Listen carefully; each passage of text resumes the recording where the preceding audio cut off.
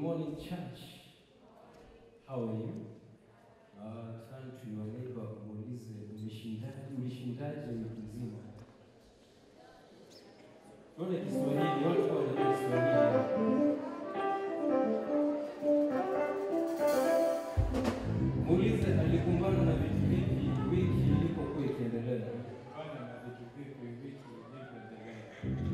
Okay, hallelujah. Let's put our hands together for Jesus.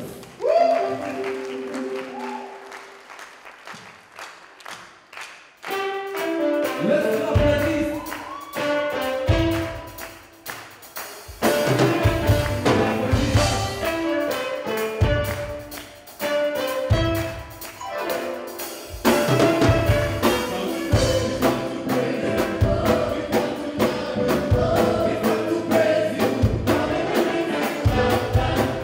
Praise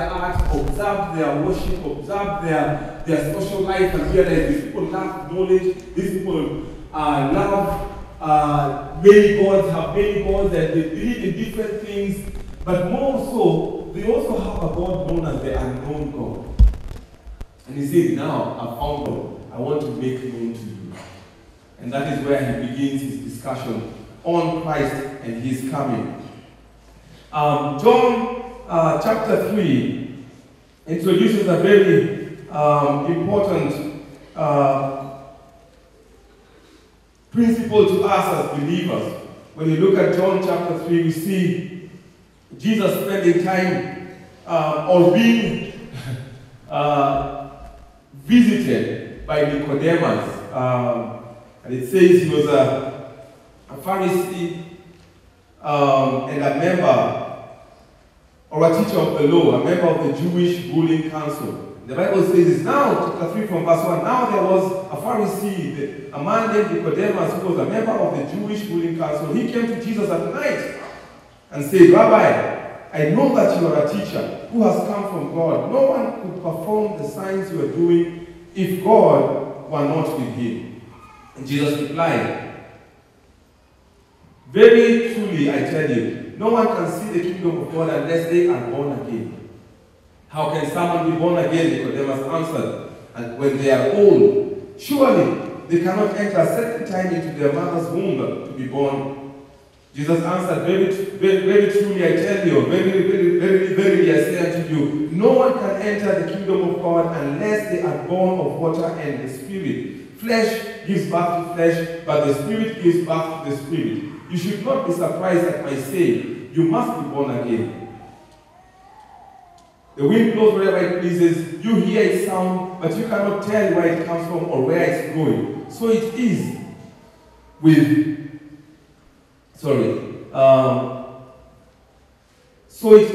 everyone born of the Spirit. And the conversation goes on and on, but I want to just pick a couple of things that I think are important for us to understand as we seek to understand what is conversion. What does it mean for me to be born again? Because sometimes people ask these questions and people feel, it's just another decision. But I want us to understand that there's an inner transformation that happens when we give our lives to Christ. And I will, again, tell my story. Growing up in church, knowing a lot about church, having been exposed to Scripture from a young age, having gone through the confirmation classes, and having, experienced different things within the church setting, I felt like I was a good Christian. I was a person who would be considered a person who follows Jesus. But all these things did not translate to a transformed life. I would go do all these other things and come out of church after having my Holy Communion, after having, had the gospel, and look for the first thing that I would want to do that has nothing to do with the gospel. I didn't carry what was taught or what was said or what I had experienced inside the church to my life or to the outside of the church. Nicodemus comes to Christ and feels, I'm taking a very pious move, walks to his house in the middle of the night and says, I understand that from what I'm seeing, the miracles on the side, you must be from God. And the miracles attracted him. And Jesus, rather than, encouraging him by, this is very good of you, it's a very noble thing you have asked. He immediately talks to him and tells him, no one can see the kingdom of God unless he is born again. Now, I want you to understand that this word that Jesus is saying all the way in the book of John, chapter 3, he's saying these things before he has gone to the cross to die. And so it's before the act of his death that he says that God gave his only son.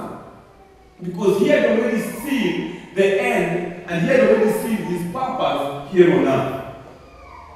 And Nicodemus, of course, is confused and says, how can a man be born again when he's old? Can he go back to his mother's womb? And it may sound like a very basic argument. Explain it further. What does this mean? And so Jesus says, one must be born of water, but also be born of the Spirit. And theologians ask themselves this question, what does it mean? What does water mean? Does it mean the bath, because there's an amniotic fluid that flows out when a child is being born? Is that what is being referred to in this case? But there are three references that he talks about. The first one is born of water, and theologians agree and say he's referring to John's baptism. And if you look at Luke chapter 3, verse 7 to 14, it refers to a particular kind of baptism. In Luke chapter 3, it says this: John said to the crowds coming out to be baptized by him, "You brood of vipers, who has warned you to flee from the coming wrath? Produce fruit in keeping with repentance." Sorry, let me pick another verse. I think it has the same reference, but John chapter 1, verse 32 says, "Then John gave this testimony: I saw the Spirit come from heaven as a dove and remain on him. I would not have known him except that the one who sent me to baptize with water told me. The one on whom you see the Spirit come down on and remain is the one who is baptized with the Holy Spirit. I have seen and testify that this is the Son of God." So John was sent to baptize with water. And so Jesus probably makes reference to this baptism by water, and that was what the baptism unto repentance it is called. It says, "You brood of vipers, who has warned you? Produce fruit in keeping with repentance." That's what he tells the Pharisees and the other people who are coming to him. And you see the soldiers asking the question, "So what shall we do?" And he says, "Do not extort, do not be unfair." And he's basically telling them there has to be some fruit shown in keeping with the baptism of water. But the second baptism, he says now, you have to be born of water, but born of Spirit. And he refers to a second baptism. And so it's not just about the water baptism. He says there's a second baptism. And he says, must be born of water, but also born of the Spirit. And in this reference now, he talks about it comes to do through Christ. He says, the one who comes after me will baptize not with water, but with the Spirit. The same reference is seen in Luke chapter 3 from verse 7 to 14. And so, in verse 15 of Luke chapter 3, he says this: "The people were waiting expectantly and were wondering in their hearts if John might possibly be the Messiah. John answered them all, 'I baptize you with water, but one who is more powerful than I will come, the straps of whose sandals I am not worthy to untie. He will baptize you with the Holy Spirit and with fire.'" And so these are two baptisms that we see in the references that Christ gives to Nicodemus. And then he goes on again and says, "Flesh gives birth to flesh, but the Spirit gives birth to the Spirit." And so now he makes a reference now to the human birth. So notice there's a baptism of water that John comes with, and then there's a baptism of the Holy Spirit and fire that Jesus brings. And then he comes back because Nicodemus is probably stuck in the human concept of birth and wondering how a rebirth in the human sense or in the physical sense can happen. It says, we are born of water. Now this refers now to the physical act of birth because he needed to use an earthly reference to be able to refer to a spiritual reality. Now let's think about human birth. I've been in the labor ward during the birth of all our 3 children. And let me tell you, if you think you are a man, wait until you get there. And so we walk in and we go through the whole process. And even after the 9 months, we look forward to anticipation. One of my friends walked into the labor room with a big, huge guy and was like, he looked like a rugby player. And he walks in and he starts ordering the nurse and telling them, "How can you guys be just watching us? And maybe it's coming, nobody is concerned." The nurses have observed and saying, this is a few moments. And he starts making noise and everyone is now upset at him.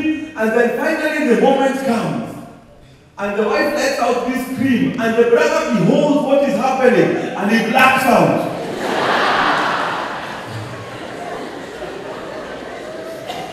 By the time he resurrects, everything is done, the baby is born. He's so embarrassed, he just sneaks out of the hospital. And of course the nurses, after all the experiences he had given them, decided, don't even worry about it, let him just stay down there. He shall surely rise.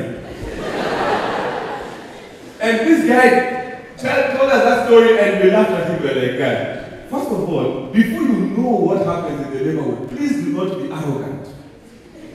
Just be nice, because those guys know stuff you don't know. But as for me, I played basketball, and basketball has been a fast forward, you know. So I was there working with the doctor, and let me tell you the process of new life coming into this world is amazing. It's a mystery.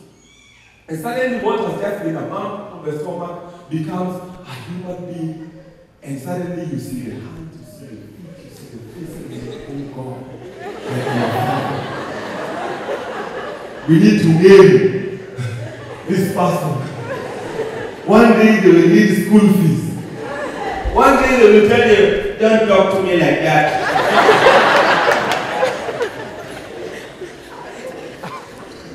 And it's a mystery. You know, of all the things that this world has been able to do, they have never been able to create something that can be created. They have never been able to mimic creation. And so, Christ takes this imagery, something that this child has nothing to do with, and he says, this is what it means. The same way that a child has no, he has no choice as to who bears them, who gives birth to them, and where they're given birth to, and what family they come in, and what identity they bear after that. The same way, the birth or the rebirth of salvation has nothing to do with who I am, where I am. It's an act of grace. That God so loved the world that He gave His Son. We were not there thinking, okay, somebody needs to die for us. No. The same way that the birth of a child and the conception of a birth has nothing to do with the child. It's two other human beings who meet and fall in love, get married, and decide, let's have children, and then you show up and the guys, what was that? But you can't dictate what and who your parents will be. Just in the same way, this rebirth is an act of God. It's an express act of God who has seen us and seen our weakness and seen our frailty and said, I will go and rescue them. Somebody said, religion is man trying to reach to God. Christianity is God reaching out to man.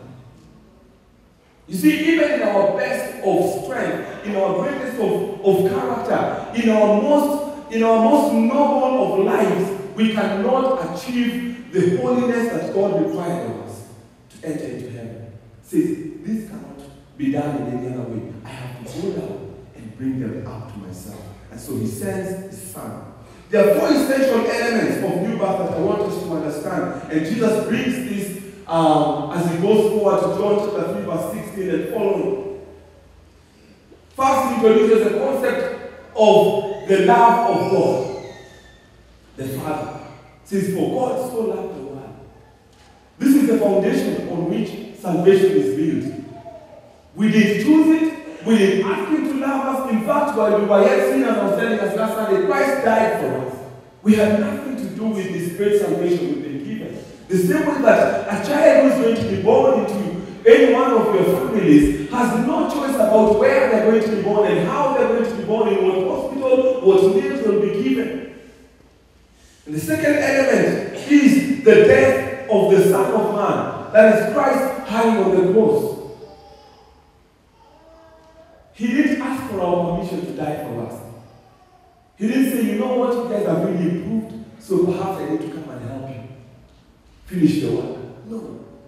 He made that choice. The same way the two parents will say, I want my children, I want to have children, and they begin the process, and suddenly children are coming into the family. It is an act of the Son of God being hung on the cross.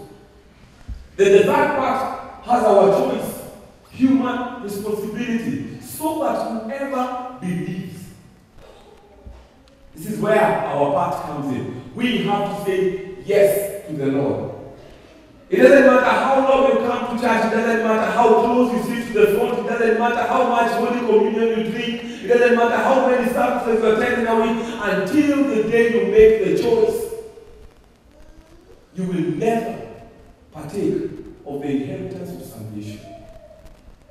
And then number 4 is the birth and baptism, or the rebirth and baptism in the Holy Spirit. The one who comes to work within us, to work through us, to will and to act according to his good purpose. So 4 elements. 1, the love of God. 2, the death of the Son of Man. 3, the human responsibility in accepting salvation. And 4, the rebirth and baptism of the Holy Spirit as he brings our spirits to life. The same way that a child until conception has become. However, it doesn't matter how many eggs you carry on your ovary, sister. It doesn't matter how many sperms you carry on your loins, brother. They will never be children until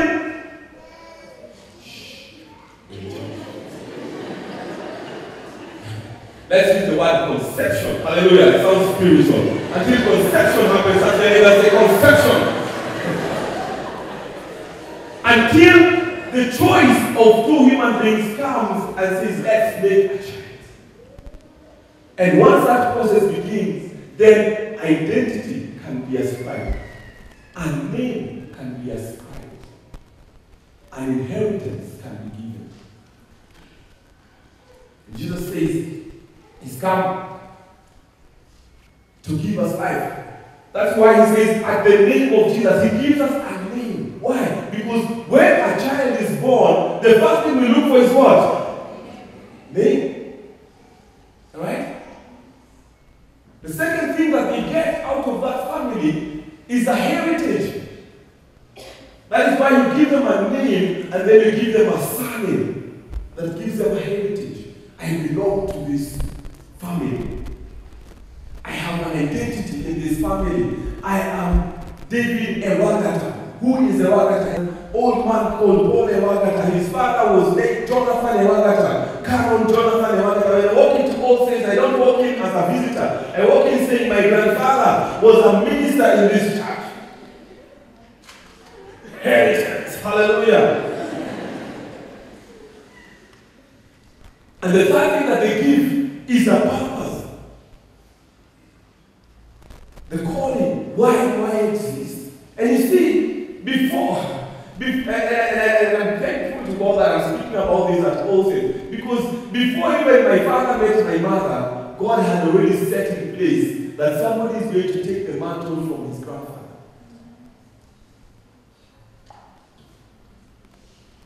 But then this calling had to be activated, and now the spiritual thing happens the same way. And for all purposes, in the Jewish custom, the child took on the duties of his father. If I was a priest, my son became a priest. If I was a doctor, my son became a doctor. Why? Because I gave them a name, I gave them a heritage or an identity, and I made them heir of my things, my properties, because the son would have what I have, and I also gave them their purpose, their call. Now translate that to the spiritual. Jesus comes and says, at the name of Jesus, every knee will bow and tongue confess. He has given us the name that is above every name, but at the name of Jesus, we can turn to God and be received holy. Amen? Secondly, he's given us a heritage. We are no longer servants, we are no longer slaves, but we are co-heirs with him of the kingdom of God. Now, the local name and the local inheritance can have problems. You know, today your dad can be the richest guy in the city, and tomorrow he's arrested and thrown in prison because he's not politically correct, and suddenly you guys become immigrants in another nation. Fortunes change. Suddenly the name that could open doors on one day suddenly becomes the name that closes doors. Now if you understand kingdom principles, it's very clear when you live in a kingdom, when a king loves you and calls you in, all your family gets an inheritance with the king. When the king just gets upset with you, even your watchman at the gate suffers the wrath. Because everything, him and everything that is his, and that's why whenever they say, like when Achan sinned, or not even just Achan alone was killed, it was him, his wife, his children, all his property, his cow, his pet cat, and the dog that stayed in his compound. All of them suffered the consequence of the sin. Because suddenly the name has lost favor. And our names can lose favor. But we've been given a name, or our names can meet a name that is greater than ours.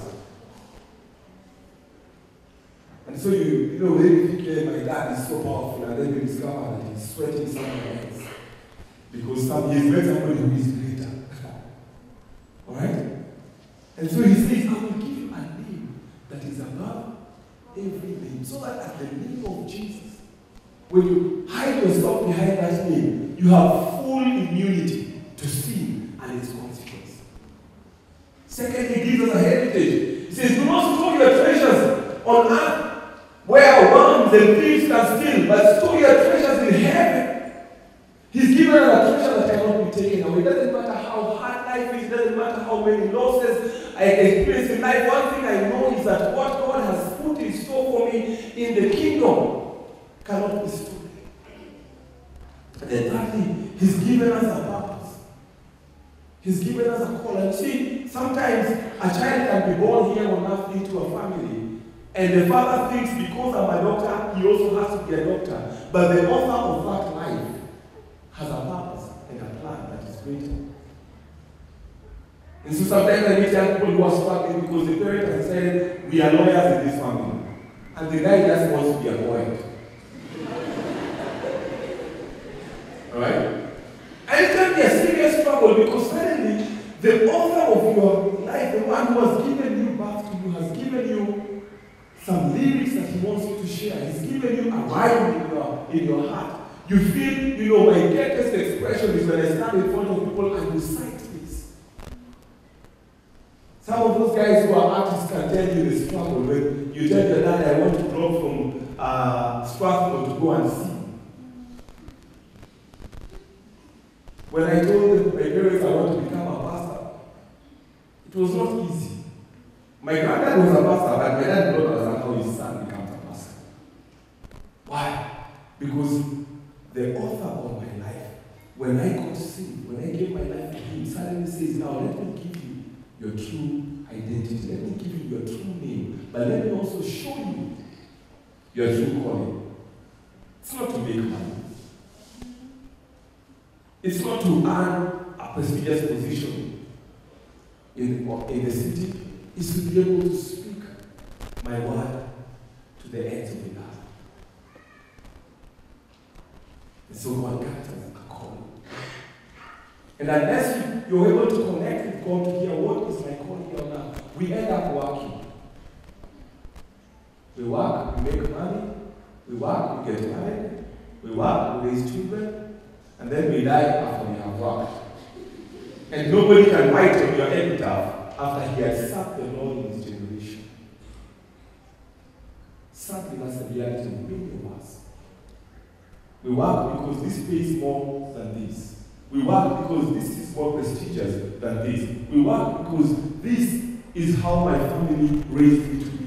But we never ask the owner of our lives, what did you put me here on earth? Rick Warren has made millions of dollars out of the purpose-driven life book. Why? Because suddenly, when he wrote the book, God led him and told him many people, rich people, influential people, powerful people are living way outside their purpose. That's why you find somebody who has been working, making millions, suddenly stopping all they're doing and beginning a children's home. Why?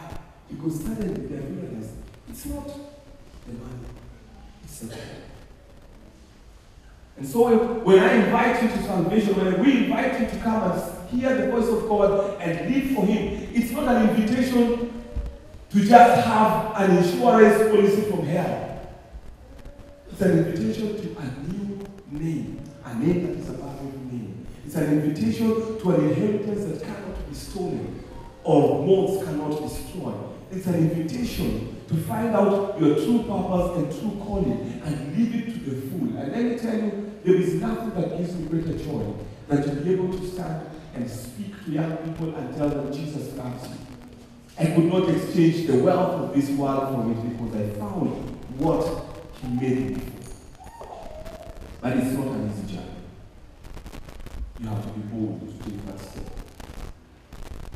That's why many of us fear the work of salvation, because we are not sure if we are made for it. But thanks be to God that He has given us His Spirit to restore us. I want us to bow down in prayer as we think about this thing.